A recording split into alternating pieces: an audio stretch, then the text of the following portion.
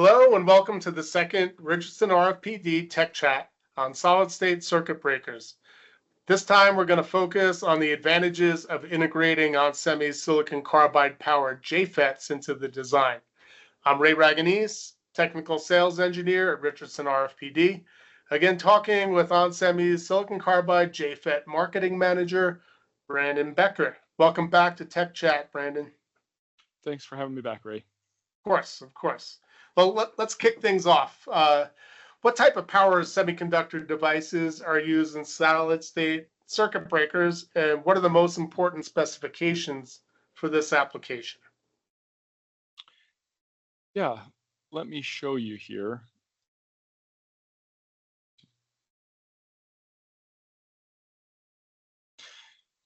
Yes, the basic power semiconductors used in solid-state circuit breakers would really be silicon carbide JFETs or silicon carbide MOSFETs. That's really where the market is going because you need a high voltage switch, you need fast operation, and you need all the benefits that the silicon carbide provides, including the thermal performance.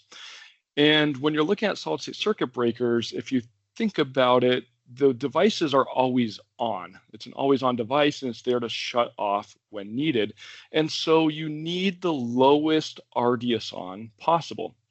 And if you just look at the difference between the silicon carbide JFETs and the MOSFETs, you can see on the very right side of the table that the RDS on is about half or more than half with silicon carbide JFETs versus silicon carbide MOSFETs. All right, thanks, Brandon. So it sounds like silicon carbide is perfect for this application, but can you take a deeper dive and explain the difference between silicon carbide MOSFET and silicon carbide JFETs, and which is preferred for the solid-state circuit breaker application? Definitely. Let's take a look at the device difference between the JFETs and the MOSFETs. On the left side is a power MOSFET. This can be for a silicon carbide MOSFET or a silicon MOSFET. And on the right side is a JFET. And the biggest difference between them is actually just the gate. So you can see that there's a gate here with the power MOSFET, and then you have a poly layer and a gate oxide. And this gate adds a lot of resistance. And this is where you block a very high voltage. So this is the weakest part of the device. And if you remove this and you take it and you use it externally, in this case, a silicon MOSFET, then this becomes a normally on JFET, which has the lowest resistance possible. And then you can control the device on and off externally. And what that leads to, as you saw before, is it leads to over a 2.2 times reduction in RDS on. Wow. So it sounds like the ultra-low RDS on of the silicon carbide JFET technology is a better choice than the silicon carbide MOSFETs for this application.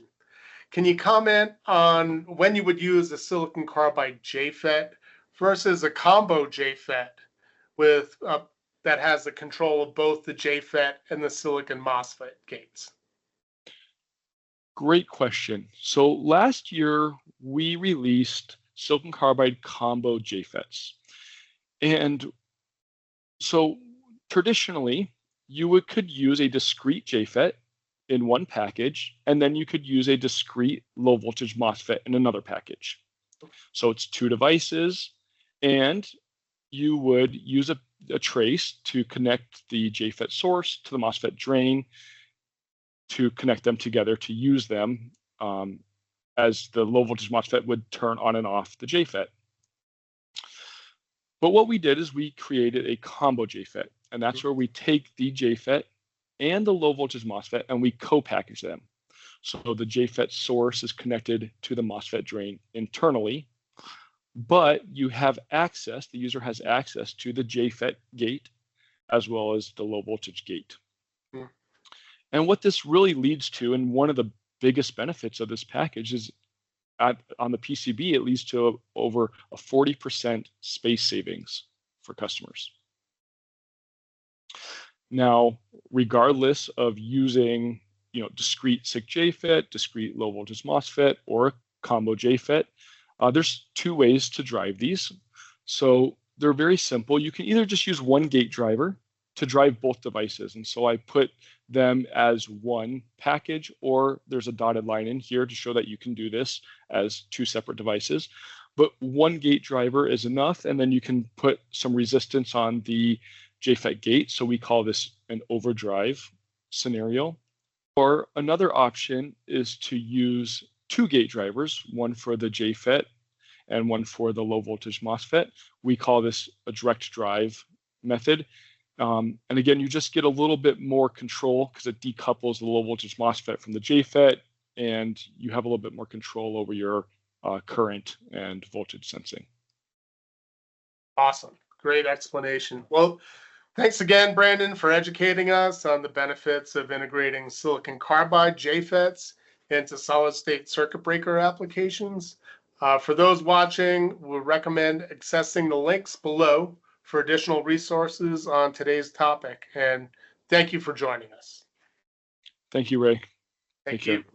Take care.